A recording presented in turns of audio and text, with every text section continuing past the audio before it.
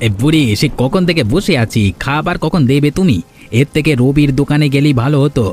রবির দোকানে বেশি খদ্দের বলি এখানে খেতে এসেছি, আর তোমরা এখন নাটক শুরু করে দিয়েছ। আহা হরেন্দ্র, তুমি এভাবে কথা বলছো কেন? আরে বুড়িমারা তো তাদের সর্বোচ্চ চেষ্টা করছে, তারপর দেখো চারিদিকে ঝড় বৃষ্টি হচ্ছে। এই ঝড় বৃষ্টির কারণে তারা ঠিকমতো কাজ করতে পারছে না। আপনি বলুন বাবু, আর কতক্ষণ বসে থাকবো? কম সময় তো হলো না, পেটের ক্ষুধা মিটে গেছে একদম, এখন আর খাওয়ার ইচ্ছে নেই। শোনো, হোটেলে খেতে আসলে একটু আধটু দেরি হবে। আমিও তো বসে আছি, তোমার তো আমার থেকে বেশি কাজ নেই তাই না? আমাকে এ সমস্ত গ্রাম সামলাতে হয়, তবুও তো আমি কিছু বলছি না, তুমি বলছো কেন? দেখুন বাবু, আপনার কি বলবার আছে না আছে সেটা আমার জানবার দরকার নেই। আমার গুরুত্বপূর্ণ কাজ আছে, আমার এখানে বসে থাকতে সমস্যা হচ্ছে। খাবার দিতে পারলে বলুন, যেন তাড়াতাড়ি দেয়, আর না দিতে পারলে সেটাও যেন বলে দেয়। আরে আমি তোমার মতো এত ব্যস্ত মানুষ এই গ্রামে আর একটাও দেখিনি।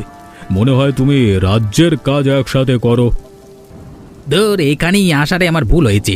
আমি যদি রবির দোকানে যেতাম তাহলেই ভালো হতো, দেরি করে হলেও খাবারটা অন্তত পেতাম, আর এত কথা আমাকে শুনতে হতো না, ভালো লাগে না তাই।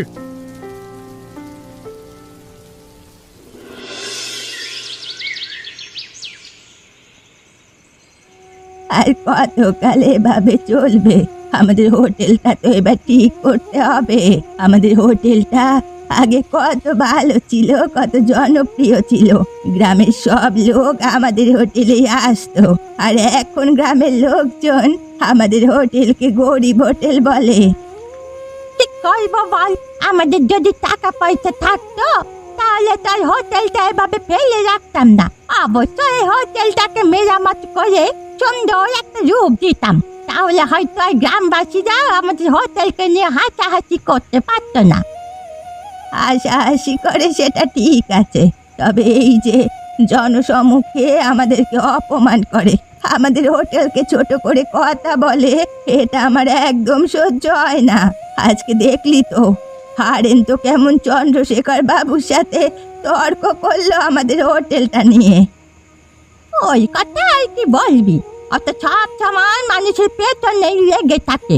ভাগ্যিস চন্দ্রশেখর বাবু ছিলেন, নাহলে আরো কয়েকটা কথা শুনিয়ে দিতেন আমাদেরকে। থাক, ও সামনে আর চিন্তা করিস না, ওসব আমাদের কপালে হবেই হবে। আমরা যতই কষ্ট করি না কেন, ওসব আমাদের শুনতেই হবে। হ্যাঁ রে, আর কি করা যাচ্ছে বল? ও সব এখন মেনে নিয়েছি, ভাগ্যে যা আছে তাই হবে। আর কতদিনই বা বেঁচে থাকবো? ততদিন এই হোটেলটা চালিয়ে দু পয়সা উপার্জন করে মজে গেলেই হলো।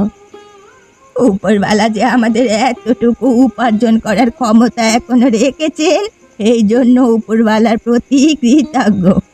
আমরা তো মানুষের কাছে গিয়ে আর হাত পাতি না। যাই হোক, আমরা ভালো আছি রে, দুঃখ কষ্ট মেনে নিয়েই তো ভালো থাকতে হয়।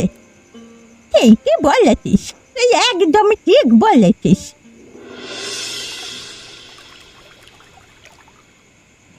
দেখ রবি, আমি কিন্তু এখন আর এসব সহ্য করতে পারছি না। চন্দ্রশেখর বাবু আমাকে আজকেও কতগুলো কথা শুনিয়েছে বুড়িদের সামনে। নিশ্চয়ই বুড়িরা অনেক খুশি হয়েছে। আমি এসব কোনোভাবেই মানতে পারবো না। তোমাকে আমি সেই কতবার বলেছি ওদের হোটেলটা তুমি নষ্ট করে দাও। দেখো, আমি হলাম চন্দ্রশেখর বাবুর সহায়ক, তবুও চন্দ্রশেখর বাবু কখনোই আমার হোটেলে যায় না, সে সব সময় বুড়িদের হোটেলেই খায়। তাহলে এবার কি করা যায়? আমি চাই গ্রামের একটা মানুষও যেন বুড়িদের হোটেলে না যায়, সব যেন আমার হোটেলে আসে। তোমরা তো আমাকে একটু সাহায্য করতে পারো, তাহলে তোমাদেরও প্রতিশোধ নেওয়া হয়ে যাবে, আমারও লাভ হবে। কিন্তু কি করা যায় সেটা তো বলবি। এই ধরো, আমরা সারা গ্রামে রটিয়ে দেব, বুড়িদের ভাত ভালো নয়, বুড়িদের ভাত খেলে অসুখ হয়। এতে আহামরি কোনো লাভ হবে বলে মনে হয় না। আরে দাঁড়াও দাঁড়াও, তারপর তুমি আর আমি মিলে হোটেলের চালটাও ফুটো করে দেব, যেন বৃষ্টি এলেই বৃষ্টির জল সব গড়িয়ে হোটেলের ভেতরেই পড়ে, তাহলে আর লোকজন যাবে না। এটা অবশ্য করা যায়। এখন যতটুকু ফুটো আছে তার থেকে যদি বেশি ফুটো করতে পারি তাহলে কেল্লা ফতে।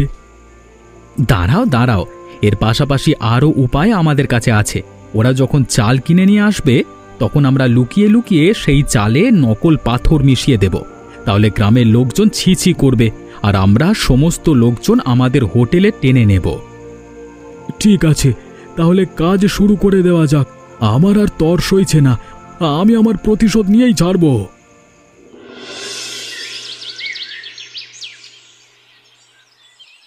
হ্যাঁ, বলিস না, বুড়িদের রান্নার মান দিন দিন খারাপ হচ্ছে। শুনলাম গ্রামের মানুষজন বলা বলি করছে ও রান্না করা ভাত নাকি পেটে গেলে অসুখ হয়। তা নয় তো কি, বুড়িদের রান্না করা ডাল এতই পাতলা যে আকাশে ছুরি মারলে বৃষ্টি জলের মতো ঝরে পড়বে। বুঝতেও পারবি না বৃষ্টির জল কোনটা, ডাল কোনটা। এটা তুই ঠিকই বলেছিস, আমিও তোকে এটা বলবো ভাবছিলাম। আরেকটা কথা কি জানিস, সেদিন ওদের বানানো একটা রুটি আমি খেতে নিয়েছিলাম। সেই রুটিটা কুকুরে দেওয়ার পর কুকুর রুটি খেয়ে দাঁতের ডাক্তারের কাছে চলে গেল। হ্যাঁ, তুই কি বললি এটা? কি শোনালি? আরে আমার তো হাসতে হাসতে পেট ব্যথা হয়ে গেল। কুকুর নাকি চলে গেছে দাঁতের ডাক্তারের কাছে, আর দাঁতের ডাক্তার কি কুকুরটাকে আরেকটা দাঁত লাগিয়ে দিয়েছিল নাকি? কিভাবে লাগিয়ে দেবে? অন্য কোনো কুকুরের তো আর দাঁত পড়ে যায়নি যে সেই দাঁতটা আবার এই কুকুরের দাঁতে লাগিয়ে দেবে। ভালোই হাসালি রে ভাই, এর থেকে বরং রবির দোকানে যাওয়াই ভালো। বুড়িদের দোকানে এখন আর যেতে ইচ্ছে করে না, রান্নার মান দিন দিন অনেক বাজে হয়ে যাচ্ছে। না রে, তেমনটা নয়, আমি তো তোর সাথে শুধু মজা করলাম। রবির রান্নার থেকে দুই বুড়ির রান্না অনেক অনেক ভালো। গ্রামের লোকজন শুধুই ওই দুজনের নামে বদনাম রটায়।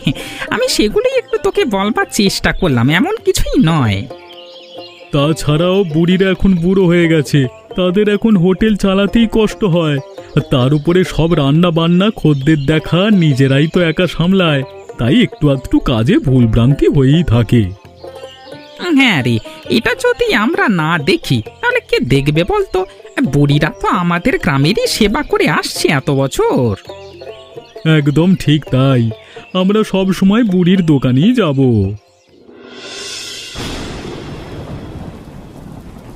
আমরা চলে এসেছি, আর দেরি করা উচিত হবে না। চারিদিকে বৃষ্টি বেরিয়ে চলেছে, এখন আবার বৃষ্টিতে ভিজলে জ্বর হবে। চল চল তাড়াতাড়ি ওদের চাল ফুটো করে ফেলি। হ্যাঁ হ্যাঁ দাদা, চলো, আগে আমি চালার উপরে উঠছি, তারপর তুমি ওঠো। আমাকে আবার উঠতে হবে এই চালায়? আমি উঠতে পারবো না রে, আমার বড্ড ভয় লাগছে। তাছাড়া বৃষ্টির জলে চালা একদম এবারে স্যাঁতস্যাঁতে পিচ্ছিল হয়ে আছে, আমি উঠলি পড়ে যাবো দড়াম করে। তোর এসবের অভ্যেস আছে, তুই কাজটা কর না ভাই, আমি বরং অন্য কাজ করছি। ঠিক আছে দাদা, তাই করো। তাহলে দুজনে হাতে হাতে কাজগুলো হয়ে যাবে তাড়াতাড়ি, আমরা তাড়াতাড়ি বাড়িতে ফিরতে পারবো।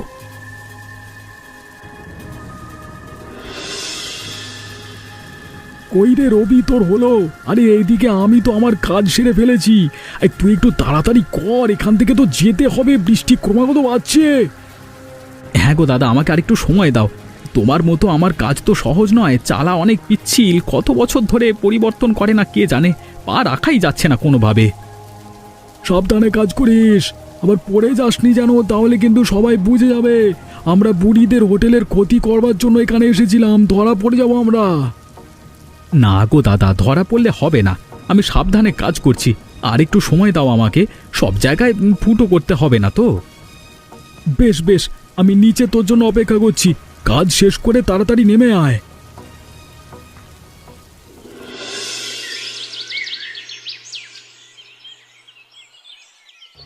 আয় রে আয়, এ আমার কি সর্বনাশ হলো! গতকাল তো আমার হোটেলকে ভালো দেখে গেলাম, এর মধ্যে আমার হোটেলের চানা এতটা ভেঙে গেল কিভাবে? আমার কি মনে হয় জানিস, গত রাতে জল বৃষ্টিতে একটু বেশি ক্ষয়ক্ষতি হয়েছিল, যার কারণে হোটেলের পুরনো চালা আজ ভেঙে গেছে। আমার তো তেমন মনে হয় না, আমার যতটুকু ধারণা তাতে এই চালা দিয়ে আমাদের আরো বেশ কয়েক মাস অনায়াসে কেটে যেত। সামান্য ঝড় বৃষ্টিতে চালা কিভাবে ফুটো হতে পারে? আমরা তো রাতে ঘুমিয়েছিলাম, আমরা তো আর বুঝতে পারিনি ঝড়ের বেগ কতটা ছিল। আমরা কিভাবে জানবো বল? ঝড়ের কারণে এমনটা হয়েছে হয়তো, তাছাড়া সে বাকি করতে পারে। তাছাড়া ঝড় বৃষ্টির রাতে তো কেউ আর ইচ্ছে করে আমাদের চালাটা এমন ফুটো করে রেখে যায়নি, তাই না?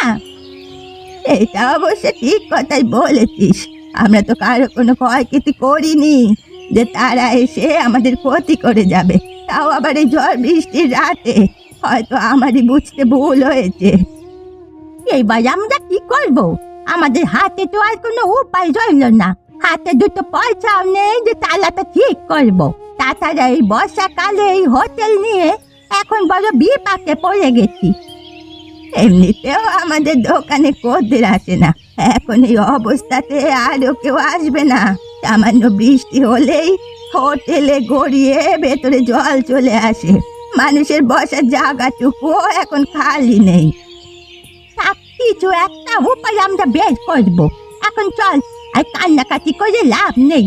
দুজনে গিয়ে রান্না বান্নার প্রস্তুতি নেই। দু একজন খদ্দের এলেও আমাদের লাভ। কি গো বুড়িরা, তোমরা কোথায়? তোমরা এসো, আমাকে খাবার দিয়ে যাও। আরে আমি তো চলে এসেছি। আরে এখনো খাবার তৈরি হয়নি তোমাদের? বাবু, আপনি এসেছেন? আমরা সেই কখন থেকে রান্না করে বসে আছি। গ্রামের একজন লোকও আমাদের হোটেলে এলো না। আপনি কেন আসতে দিলেন বাবু? আশ্চর্য, আসবো না কেন? আরে হোটেল দিয়েছো আর খেতে আসবো না? সে কত বছর আগে থেকে তোমাদের হোটেলের আমি নিয়মিত খদ্দের। আমি কি না আসলে হয়? ব্যাপারটা তেমন নয় বাবু। সে আগের হোটেল আর এখন হোটেলের মধ্যে অনেক পার্থক্য আছে। দেখতেই তো পাচ্ছেন জল কাদার কি অবস্থা আমাদের হোটেলের। মানুষ যে বসবে সে ব্যবস্থাটুকু এখন আর বেঁচে নেই। আপনি এর মধ্যে বসে খেতে পারবেন না। শোনো বুড়ি, আমি একা এই হোটেলে খেয়ে 10 জনের টাকা দেওয়ার সামর্থ্য রাখি। তাই আমি একা খেয়ে হলেও তোমাদের ভরণ পোষণ আমি চালিয়ে যাব। আমি তোমাদের হোটেল ছাড়া অন্য কোথাও খাবার খাবো না। তোমরা যদি হোটেল বন্ধ করে দাও তাহলে রান্না করে আমার বাড়িতে গিয়ে দিয়ে আসবে, ঠিক আছে? আপনাকে অনেক অনেক ধন্যবাদ বাবু আমাদের পাশে থাকার জন্য। আমরা তো ভেবেছিলাম আমাদের শেষ সম্বলটুকু শেষ হওয়ার সাথে সাথে আমাদের জীবনে বেঁচে থাকাটাও এখন শেষ হয়ে যাবে। চিন্তা করো না তোমরা, আমি আছি তো। আমি থাকতে তোমাদের এই হোটেল আমি ডুবে যেতে দেব না। আমি দেখছি কি ব্যবস্থা করা যায়, তবে যা করব তোমাদের ভালোর জন্যই করব। আপনার কথায় আমরা অনেক ভরসা খুঁজে পেলাম। আপনি বসুন, আমরা আপনার জন্য খাবার নিয়ে আসছি। তবে একটা কথা, আজকে কিন্তু আপনার থেকে পয়সা নেব না। না না, তা বললে হবে না। আজকে তোমাদের একটা খদ্দেরও জোটেনি, তাই আজকে আমি একাই 10 জনের পয়সা দিয়ে যাব।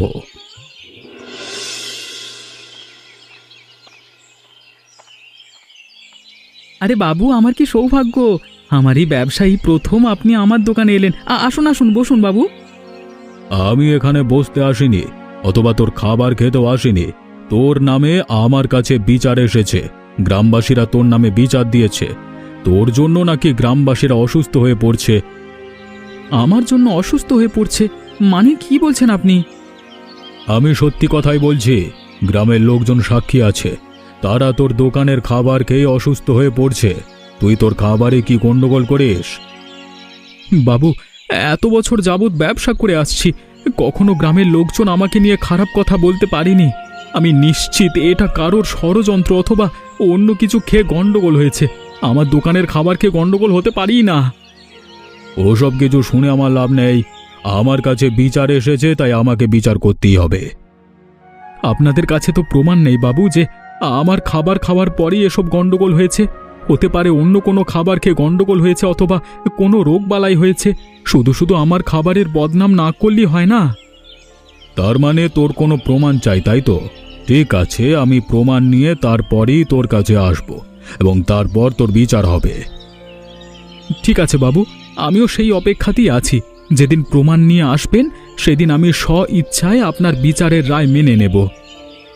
বেশ, তবে একটা কথা, খাবারে যদি গন্ডগোল করে থাকিস তাহলে সেটা এখন থেকেই বাদ দে। নিজের সর্বনাশ ডেকে আনিস না।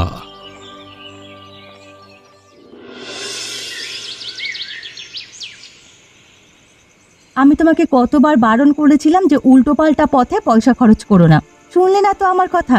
এখন বিপদে পড়লে তো, এখন তোমারটা তুমি বোঝো। এসব ঝামেলার মধ্যে আমি আর নেই। কি বললে তুমি? আমি কি একা কুবুদ্ধি করেছিলাম? তুমি আমার সাথে পরিকল্পনা করনি? তখন তো কিছু বলতে পারলে না, তুমি এখন এসেছো আমার সাথে চেঁচামেচি করতে। চুপ করো তুমি। আমি কোনো পরিকল্পনার মধ্যে ছিলাম না। তোমরা নিজেরাই পরিকল্পনা করেছো, নিজেরাই কাজ করেছো। এত এত চালের মধ্যে কাকড় মেশানোর জন্য কতগুলো কাকড় তোমাদের আলাদাভাবে কিনতে হলো বলো তো? কেন? রাস্তাঘাটে যে কাকড় পড়ে থাকে সেই কাকড়গুলো মিশিয়ে দিলে হতো না? তুমি কি পাগল? রাস্তায় পড়ে থাকা কাঁকড়গুলো মেশালে ওরা অনায়াসে বুঝে যেত। এখন আমরা যেগুলো দিয়েছি তা চালের সাথে একদম মিশে গেছে। ওরা বুঝতেও পারবে না যে চালের মধ্যে কাঁকড় মেশানো আছে। বুঝবে যারা ভাত খাবে তারা। তাহলে আর কি, আমার আর কিছু বলার নেই। বললাম তো, তুমি তোমার মতো থাকো, আমি আমার মতো থাকি। তোমার এই ঝামেলার মধ্যে আমি আর নেই। কতগুলো টাকা খরচ করে ফেলেছো, এখন পাওনাদারেরা বারবার বাড়িতে আসছে টাকার জন্য। আসলে কি হয়েছে, দু একদিন বুঝিয়ে সুঝিয়ে রাখো, হাতে টাকা পয়সা এলিয়ে দিয়ে দেব। হাতে টাকা পয়সা আসবে কিভাবে? তুমি কোনো কাজকর্ম করো? সারাদিন শুধু ঘুরে বেড়াও। তোমার মতো লোকের সংসার করাও এখন দায় হয়ে গেছে।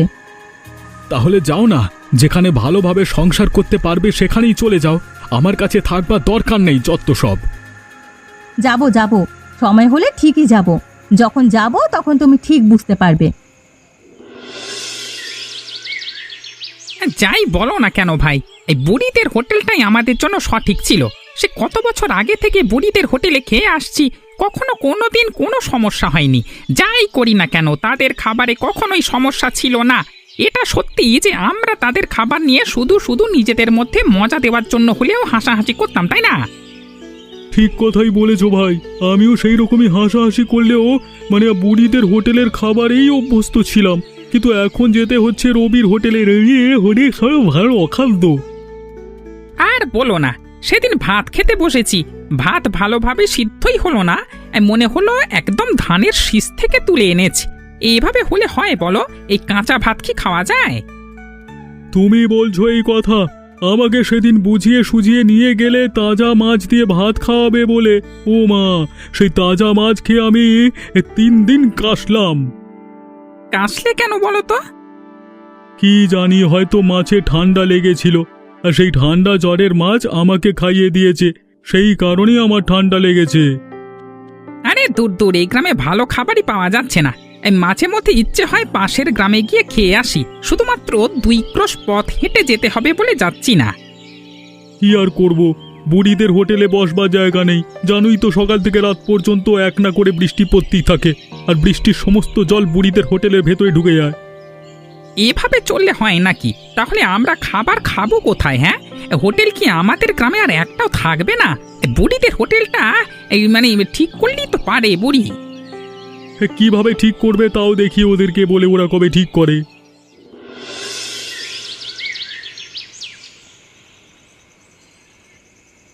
কি হলো বাবু, আপনি হঠাৎ করে আমাকে ডেকে পাঠালেন কেন?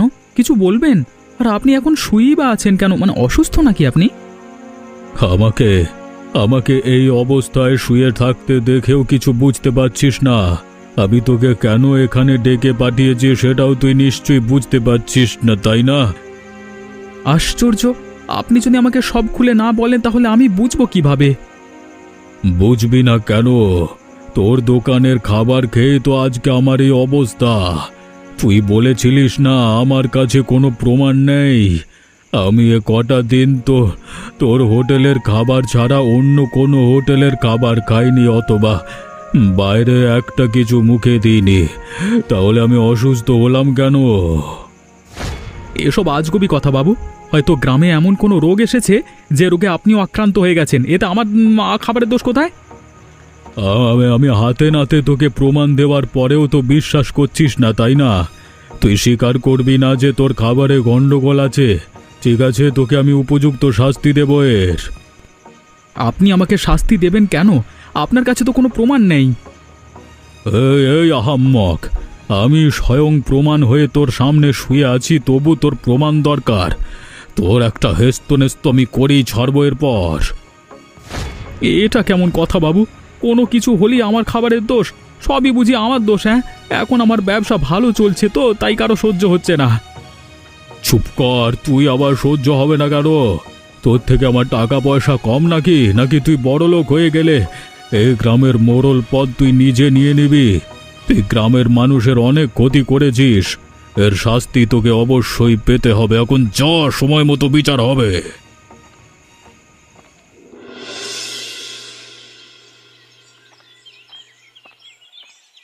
একে একে তোমরা কি করছো? ওদেরকে এভাবে ধরে বেঁধে নিয়ে এসেছো কেন আমার কাছে? হ্যাঁ, আর বলবেন না বাবু, আপনার এই গ্রামে আপনি কোনো অন্যায় কাজ হতে দেন না, অথচ আপনার চোখের আড়ালে এরা প্রতিনিয়ত অন্যায় কাজ করেই যাচ্ছে। অন্যায় কাজ? ওরা আবার কি অন্যায় কাজ করলো? বাবু, আপনি তো জানেন বুড়িদের শেষ সম্বল ওই একটা হোটেল, তাও আবার ভাঙাচোরা। সেই হোটেলকে আর ওরা ভেঙে চুরে দিয়েছে, আরও চালের মধ্যে কাঁকড় মিশিয়ে ভাতের মান আরও নিম্ন করে দিয়েছে, যার কারণে গ্রামবাসীরা এখন বুড়িদের হোটেলে যায় না। বুড়িদের হোটেল এখন বন্ধ হবার পালা। তার মানে ঝড় বৃষ্টিতে বুড়িদের হোটেলের কোনো সমস্যা হয়নি? সমস্যা করেছে ওরা ওই তিনজনে মিলে, কিন্তু কেন? হ্যাঁ, আপনি বুঝতে পারছেন না বাবু, আমি চাই এই গ্রামে খাবারের হোটেলের একচেটিয়া ব্যবসা করব। তোরা এত লোভ যে তুই বুড়িদের সর্বনাশ করেছিস, তারপর নিজে একচেটিয়া ব্যবসা করবার নামে গ্রামবাসীদেরকে অসুস্থ বানিয়ে ফেলেছিস তোর এই গন্ডগোলে খাবার খাইয়ে। কেন করব না বাবু?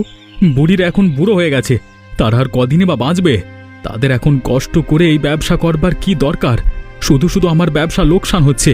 এই গ্রামের লোকজন ওদের হাতে রান্না খেয়ে প্রশংসা করবে, সেটা আমি কোনোভাবেই মেনে নিতে পারি না।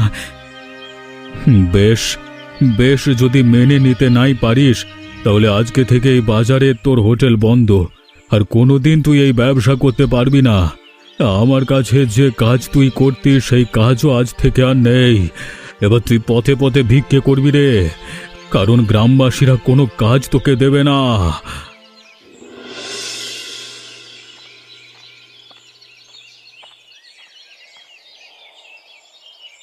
কি রে রবি, তুই এখন পথে পথে ভিক্ষে করছিস? এত দুর্দিন এলো তোর কাছে তো অনেক টাকা পয়সা থাকবার কথা। কিভাবে থাকবে বলো? চন্দ্রশেখর বাবু আমার সমস্ত টাকা পয়সা কেড়ে নিয়ে গ্রামবাসীদের মাঝে বিলিয়ে দিয়েছে। এখন আমি নিরুপায় হয়ে সারা গ্রামে ঘুরে বেড়াচ্ছি টাকার আশায়।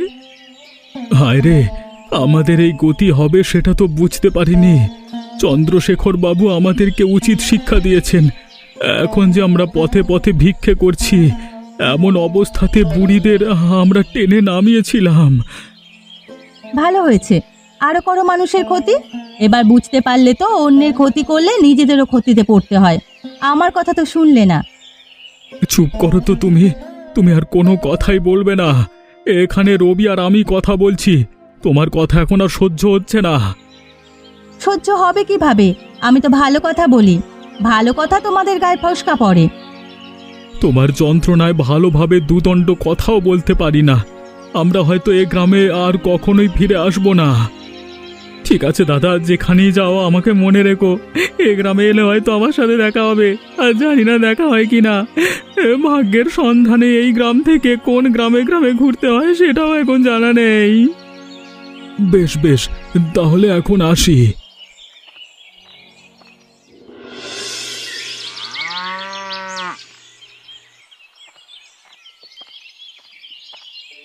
আরে বাবু যে, আসুন আসুন, অনেকদিন পর আপনার দেখা পেলাম। আমরা তো ভেবেছিলাম আপনি আমাদের হোটেলে আর আসবেনই না। এতদিন আসেননি কেন? কিভাবে আসবো গো বুড়ি? তোমরা তো কিছুই জানো না। তোমাদের এই চালা নষ্ট করবার পেছনে ওই কৈলাস ও রবির হাত ছিল। আমি সেই সমস্ত প্রমাণ করে ওদেরকে শাস্তি দিয়ে তবেই আবার তোমাদের দোকানে ফিরলাম।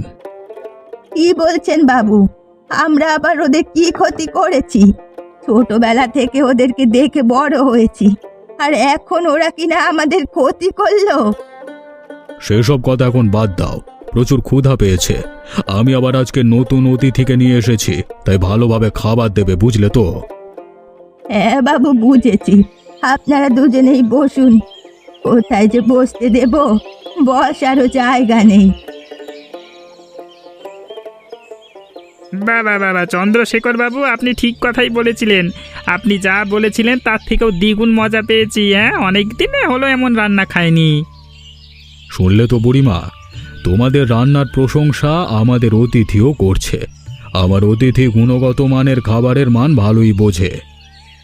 এই যে আপনাদের ভালো লাগছে, আমরা আপনাদের খাওয়াতে পাচ্ছি, এটুকুই আমাদের পাওনা।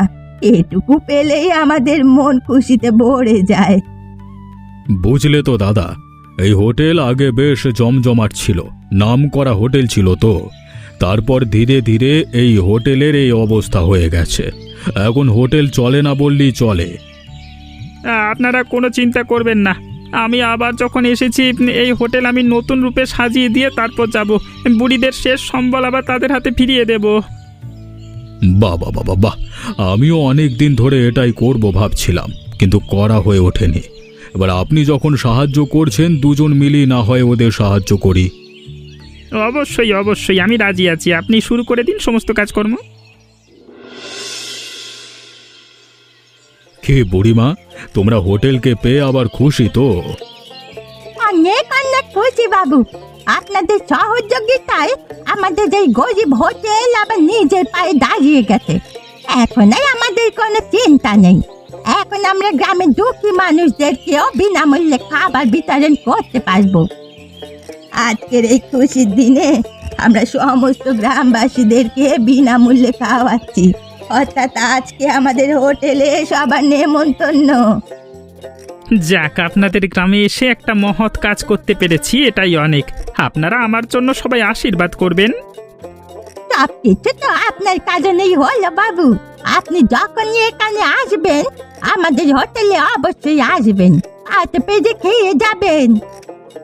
অবশ্যই অবশ্যই, তোমাদের হাতের রান্না কি আর আমি ভুলতে পারি? তোমাদের হাতের রান্নার কোনো জবাব নেই। আমাদের এই যুগ যুগ ধরে চলে আসা গরিব হোটেল সারা জীবন গরিব হোটেল নামেই পরিচিত হয়ে থাকবে এই গ্রামের বুকে।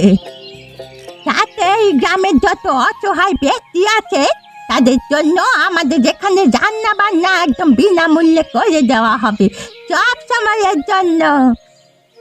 যাক, তোমরা ভালো সিদ্ধান্ত নিয়েছো। এবার তোমাদেরকে অনেক অনেক ধন্যবাদ এই গ্রামের পাশে থাকবার জন্য এবং সেবা করবার জন্য।